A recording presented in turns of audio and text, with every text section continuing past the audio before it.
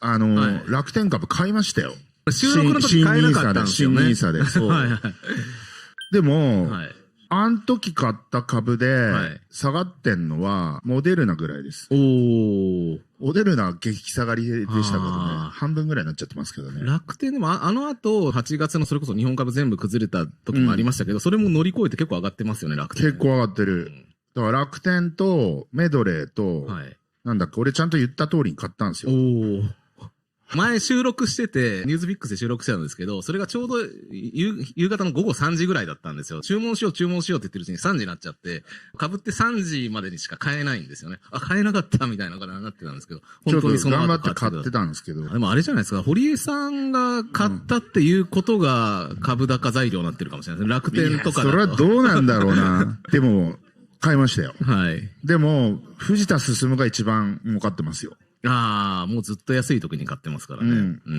多分500円台でしょ。で、藤田くんも昔ね、ファンドと GMO に買収されそうになったの知ってます？はいはいはい。ありましたね、そういうこと。はい。あの時のご恩で。なるほど。あの時にだから、GMO とか、村上ファンドの部分を買い取ってくれたのが三木谷さんなんですよね。俺だからなんか、夕方ぐらいになんかのミーティングがあって、この後、村上さんと三木谷さんと、優先の宇野さんと、すごいGMO の熊谷さんと、5人でご飯なんです。すごい。辛いね、つって、頑張れよって言っときましたけど、あれからだからしばらく GMO の熊谷さんとめっちゃ仲悪かったですからね。そうなんですね。だから結構トラブったんですよ、僕も。サイバーエージェントとメルマっていうメールマガジンの事業をやってて、なんかうちが決算対策で、メルマ事業を売ることにしたんですよ。GMO が10億円で買うって言ってて、これで決まったみたいな。今年の決算これで大丈夫だみたいな。って言ってたら、なんか、サイバーエージェントが、もちろん半々なんで、売らないって言い出して、熊谷さんには絶対売りたくないみたいな。で、結局サイバーエージェントが買い取ることになったんですよ。半額ぐらいになっちゃったんで、多分3億円ぐらいしか売却益出なかったんですよ、ね。なるほど、なるほど。まあまあいいんですけど。めちゃくちゃ細部まで覚えてますよね。それ大事なことなんで、大事なことなんで、それは覚えてますよ。すごい。その後、だからライブド事件の元になる取引が出てくるんですけど、それもなんか、検察はインサイダー取引でやりたかったっぽいんですよね。ライブド株をインサイダー取引してるだろうみたいな。だから僕は全く関わってないんで、その株式の売買には。だからその第三者のファンド、っていうかまあ証券会社系のファンド運用会社が、売買をしてたんで、僕全く知らないんですよ。売買のタイミングとか。なるほど。全く知らないから、証拠が出てこないんで、それで無理やり資本取引を損益取引に偽装したみたいな、そういうストーリーになってんだけど、誰もそんなこと考えてないんで、あれ。だけど、その、CFO が、横領してたんで、その取引に絡んで4億円ぐらい横領してたんで、それをまあ、取引材料にされて、すべて検察のストーリー通りに証言させるみたいな。だってもともとあの取引って、実は結構前からやってる取引で、買収する会社の株式交換で買収すれば現金使わなくて済むじゃないですか。で、その時にライブド株渡して、ファンドに例えばわかんないけど、1億円の会社を買収するとして、1億円じゃないですか、対価は。1億円の現金じゃなくて、ライブド株を買収対象会社、SPC 作って、SPC にライブド株を株式交換で割り当てて、で、その株式を売却して貸し付けた1億円を返すスキームなんですよ。基本的に行ってこいなんですよね。で、ライブド株を利用して株式交換だ。当時、ライブド株が価値があれば、でも当時のマザーズって流動性めちゃくちゃ低かったんじゃないですか。そうですね。それみんな頭の中にないから、それが。ライブド株って人気の株だっていう、もう頭になっちゃってるから。ニュースの知名度として高いけれどもっていうことですよね。いやいや、わかんないけど、2003年のライブド株、まあ、100分割覚えてます ?100 分割覚えてます。覚えてますね。あの時だからまだ株が発行されてなくて、需給が歪んですげえ株価が上がる。そう。で、あれの前って、ライブドア株って誰も知らないですよ。そっか。まあ、じゃあその前に実は10分割してんだけど、10分割のあたりからなんかちょっと面白い会社だなって思われ始めた頃なんですよ。2004、5年ぐらいからライブドア株ってすごく盛り上がったんです2003年の暮れぐらいですね。暮れぐらいからですね。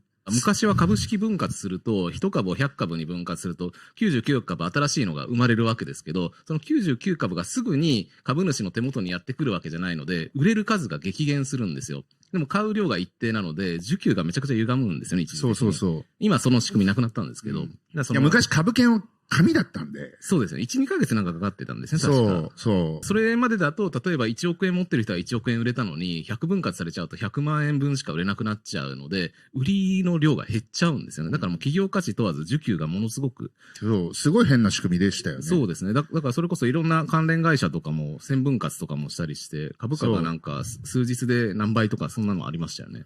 いや、うちは100分割しかしてないんですよ。あ、そうですか。はい。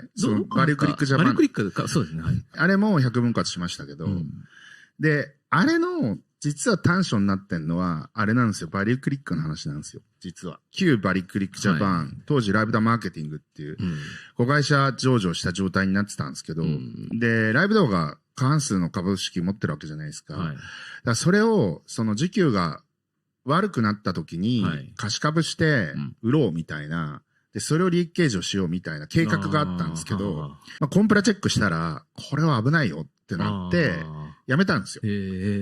結構コンプラチェックがっつりやってる感じだった。がっつりやってますよ。がっつりやってるからこそ自信があるっていうか、僕らが摘発された仕組みも、実は、だから、利益が出なかったら、何の問題もないんですよ。でも、仕組み的に株価が高騰しちゃうと、利益が出ちゃうじゃないですか。でも、そんなこと想定してないわけですよ。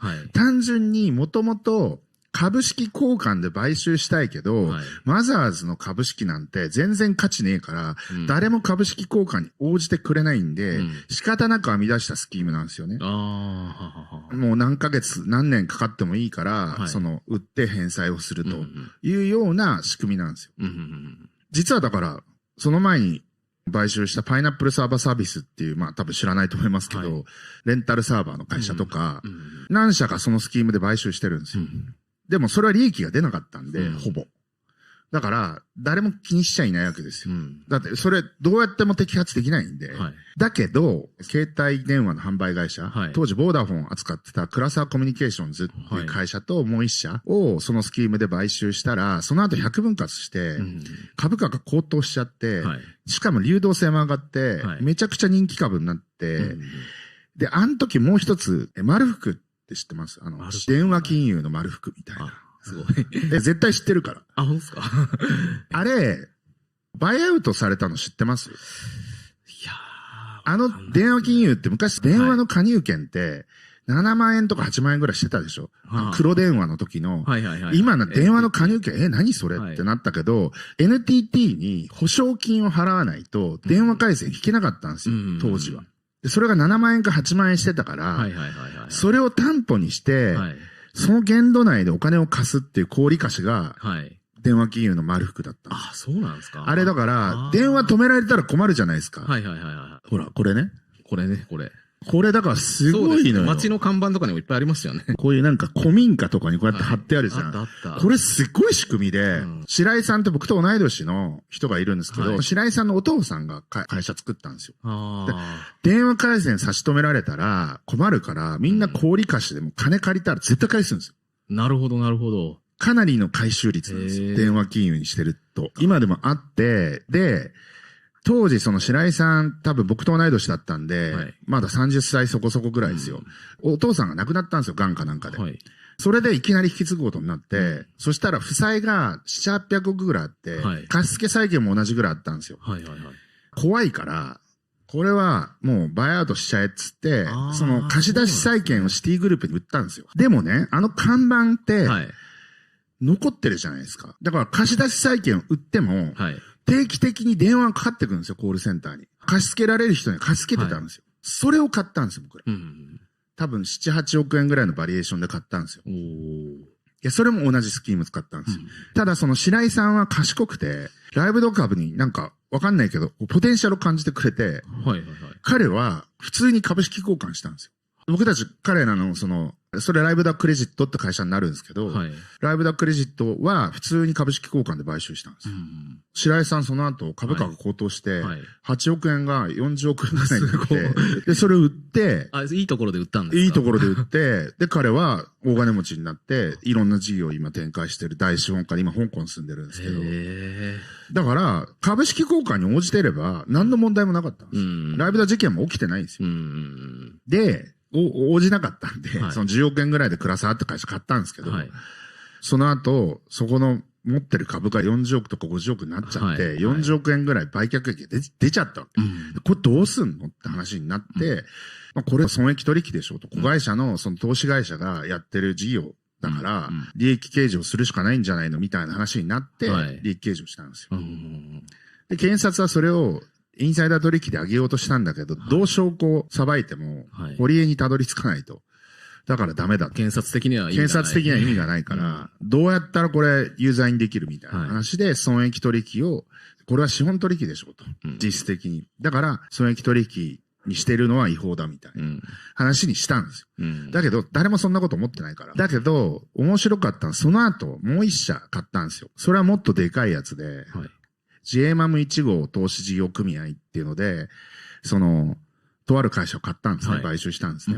それも同じスキームを使ったんだけど、会社が貸し付けをすると、万が一やばいかもしれないということになって、僕が貸し付けしたんですよ。ちょうどフジテレビのあれがあって、和解金入ってきた時にちょうど売ったんですよ。ライブダ株を。堀江さんにもキャッシュが結構あったってことなんですね。そう、140億ぐらいあって、で、それを貸し付けて、それで買ったんですよ。その会社。それなんでですか？会社じゃなくて。だから、いわゆる損益取引が資本取引って言われちゃいかねないみたいなコンプラチェックがあって、それでそういうスキームになったんですよ。だからそっちの方は取り締まられてないんですよ。それはもうどうやってもたどり着かないんで、それクレディ・スイスがアドバイザーでついたんで、彼はやっぱそういうリスクをいろいろチェックするじゃないですか。だから、唯一ですよ、本当僕、弁護側の承認で、外部の会社の人が証言してくれたのはクレディ・スイスぐらいですよ。すごいな、この会社はと思いましたけど、結構ね、クレディ・スイス戦ってるじゃないですか、日本の金融当局と。そうですね。世界の当局とも戦ってる。でも、堀江さんってそういういろんな金融取引が、アイデアとして部下から含めて出てきた時って、なんか面白そう、すごそうだけど、でもやっぱり見えない怖さ、リスクみたいなのってどういうものもあり得るじゃないですか。それって、そうですね。ある程度も知名度上がってくると検察から刺されるかもしれないって思う人多いかもしれないけど、割と早い時期からその辺のリスクマネジメントって意識持ってやって。いや、でも検察が来るとは思ってないですよ。こっちも。さすがに。であればむしろ逆にグレーゾーンの商売してる人は、もう、検察のリスクめちゃくちゃ考えてますもんね。